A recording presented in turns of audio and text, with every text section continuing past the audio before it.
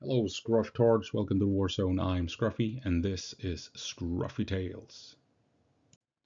And the Ukrainian breakout that we were waiting for didn't happen, but they did strike at the vital logistics that we had already that we've been talking about now for several days, just not at the location we thought. And the end result is essentially the same, a huge disaster for the Russian army with potentially thousands, maybe tens of thousands of Russians cut off and isolated. This is a massive victory for the Ukrainians if they pull it off, and the largest Russian defeat since 2022. Right, so we're gonna take a quick look here at what's happening at Pokrovsk because the Ukrainians are launching one counterattack after the other. If we take a look here at ISW to begin with, we know that Ukraine has pushed back strongly in Ekonomichne, and they have pushed up and are almost up at Resina. That is crucial. We'll take a look at that why in a moment. But lately, the latest update is that you have this push right here. Other mappers have other interesting information about this push, indicating it might be going even deeper into Russian held territory. Because if we take a look at Mayakovsk 73 here, we have not only what ISW is saying, but also Russians surrendering over here, and this is crucial as well. Geolocated Ukrainians moving into Boikivka and engaging Russians.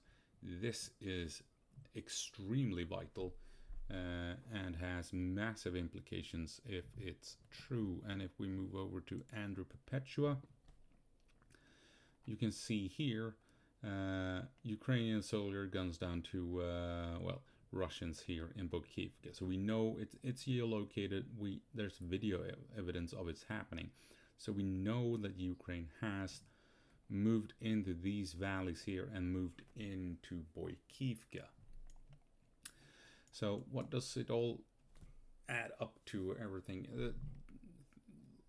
Yesterday we had a lot of things happening back and forth down at the Ekonomichne, and today all of a sudden we got all of this. So it's a wild ride at Pokrovsk, more or less. So this is, it's a bit confusing. Maybe I should have removed the bridges. Anyway, okay, the bridges are here because I just wanted to get a feel of what was happening. So this is the situation down at Ekonomichne.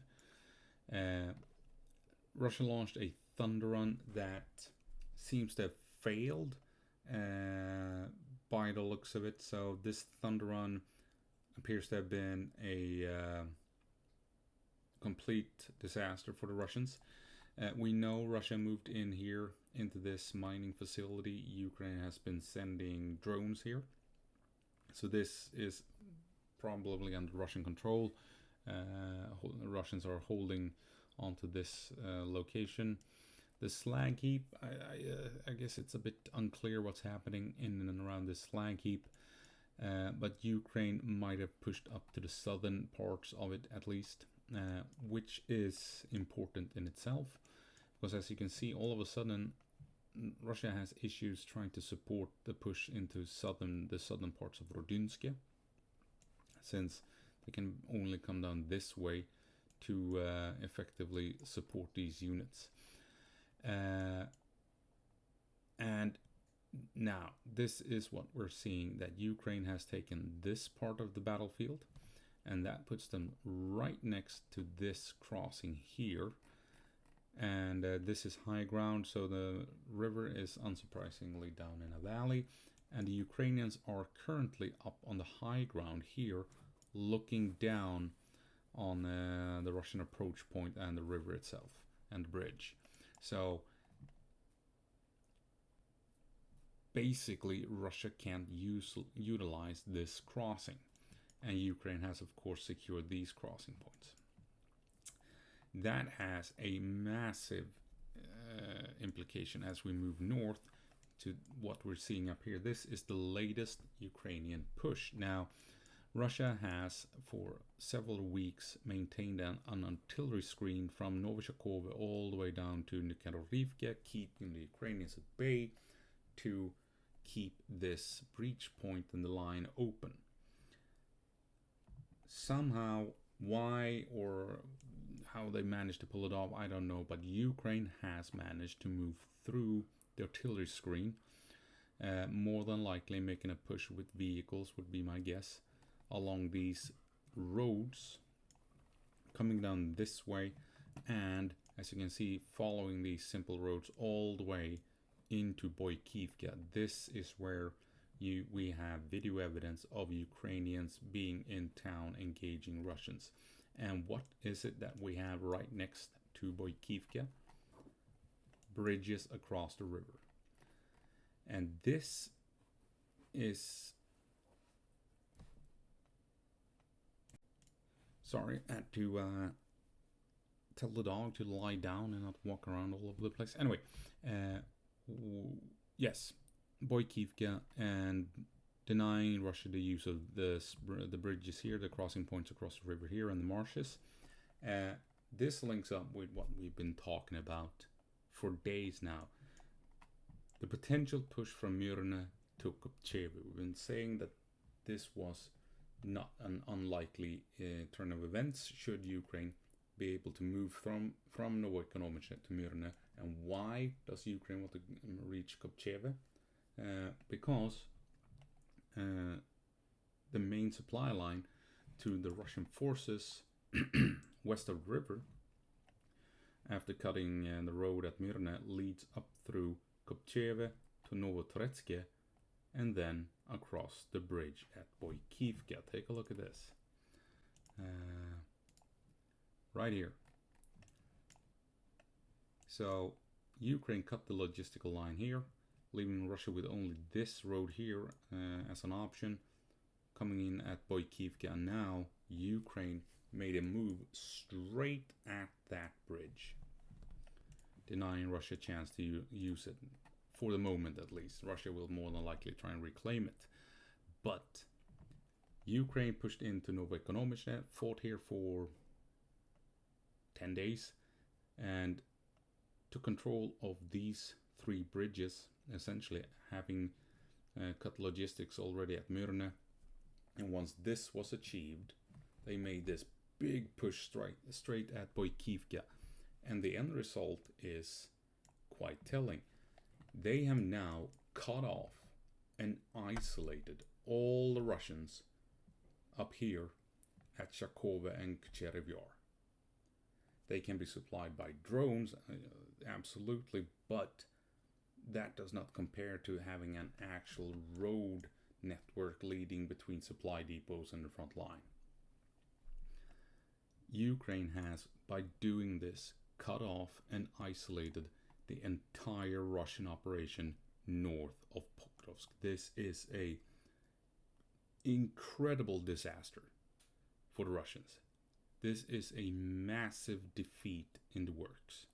If Ukraine can hold these bridges and crucially hold Shakova, because you have more bridges up here, then this is going to be a defeat on the biggest Russian defeat since 2022. A complete disaster. And we're talking thousands of Russians being trapped north of Pokrovsk. And if Ukraine can now apply pressure on these units and force them to surrender, it's going to be a propaganda victory beyond compare. And how will this affect Russian morale if thousands of Russians are cut off, surrounded, and will be forced to surrender or wiped out when they continue fighting? This is big. This is huge. This is going to be a massive Ukrainian victory if they can hold Boikivka. If they can hold Ekonomichne, which they more than likely will, They more than likely will hold on to Zharkova, but can they hold Boikivka? That's the big issue. The bridge right here. I mean, Ukraine will just pile in troops here, would be my guess, into Boikivka. And the troops down here at Rodinsk, they don't have many options either. But they are in maybe a bit better position than the Russians up here at Zharkova, because these guys, they have no options. They are on their own. They are cut off and isolated. And the entire breakthrough operation is a huge failure for the Russians if Ukraine holds Boikivka.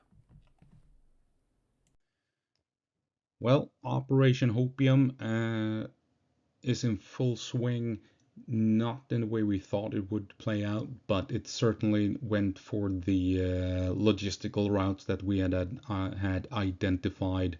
There are rumors that Ukraine has managed to basically create stealth drones. It sounds more high-tech than it is.